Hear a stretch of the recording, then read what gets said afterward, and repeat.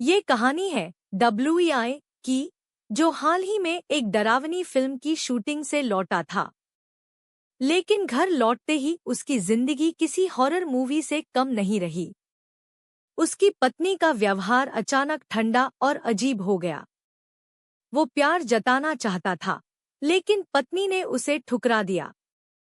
रात होते ही बहस ने रुख बदला। पत्नी ने तलाक की मांग कर दी। WEI हैरान था। उसने क्या गलती की थी? लेकिन बात यही नहीं रुकी। अगली सुबह पत्नी अचानक गायब हो गई। घर का बाथरूम साफ सुथरा था, लेकिन वहां एक अजीब सी नमी थी। और कूड़ेदान, वो बिल्कुल खाली था।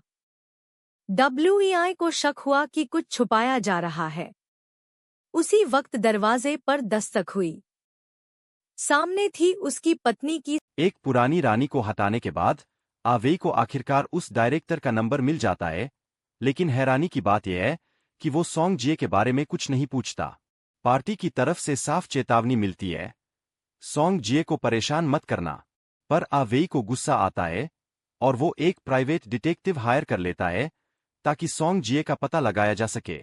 रात होते ही उसका दोस्त अपने छोटे भाई शियाओदी को आवेई के घर छोड़ने आता है। लेकिन माहौल अजीब है। दोस्त आवेई को बहकाने की कोशिश करता है, और अगर शियाओदी अचानक ना आता तो शायद कुछ गलत हो जाता। जैसे ही शियाओदी आता है, आवेई उससे पूछता है, क्या तुम्हारी माँ तुम्हारे अंकल को वापस घर ले आई? लेकिन शियाओदी चुपचाप छत की तरफ देखने लगता है। क्या वो कुछ छुपा रहा है, या फिर वो भी किसी डर में जी रहा है? उस रात बहन सोंग बहुत वक्त बाद घर लौटी थी, लेकिन घर में सिवाय आवेई और वान यू के और कोई नहीं था। दोनों के बीच फिर से झगड़ा शुरू हो गया। उसी वक्त शियाओदी दरवाजे के पास था, और उसे कुछ अजीब एहसास हुआ। घर में कुछ गड़बड़ थी। सिर्फ सोंग की भारी सांसों की आवाज सुनाई दे रही थी। आवेई उसे बिस्तर तक ले गई, लेकिन तभी आईने में उसे कुछ हिलता हुआ दिखाई दिया। आवेई ने सोचा शायद सोंग थकी हुई है।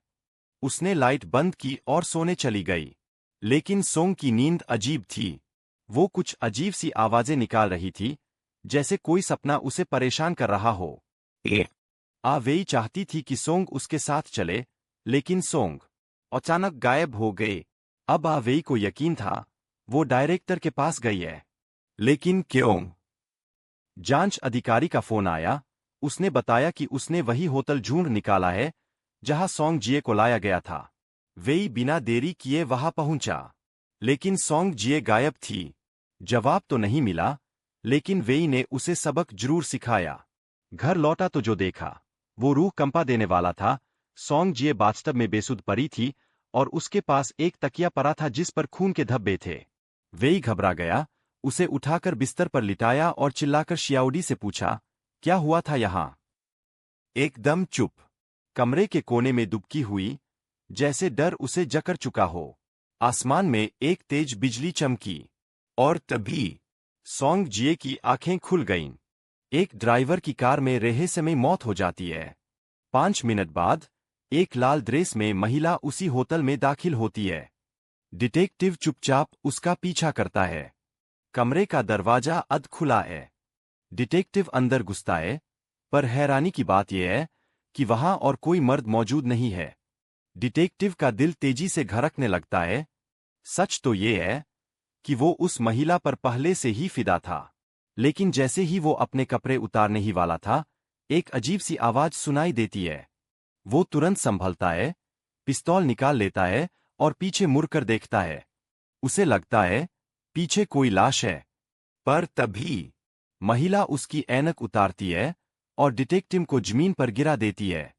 उसके चेहरे पर खरोंचें पड़ जाती है। लेकिन महिला यही नहीं रुकती, वो डिटेक्टिव के माथे पर भी वार करती है। उसी वक्त उसका पति अंदर आता है और देखता है कि डिटेक्टिव खून से लचपच पड़ा है, और धीरे धीरे खून बहता जा रहा है। एक आदमी था जिसका प्यार उसकी गर्लफ्रेंड को नशे जैसा लगता था, लेकिन वो नशा चढ़ता सिर्फ तब जब वो पूरे दिल से उसे अपनाती। शुरुआत में सब कुछ ठीक था, मगर फिर एक दिन औरत ने कुछ ऐसा देखा जिससे वो डर गई।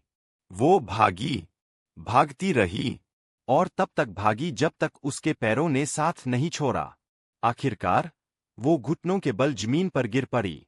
तभी उसका पड़ोसी पीछे से आया और उससे जबरदस्ती करने की कोशिश करने लगा। वो खुद को बचा नहीं पाई।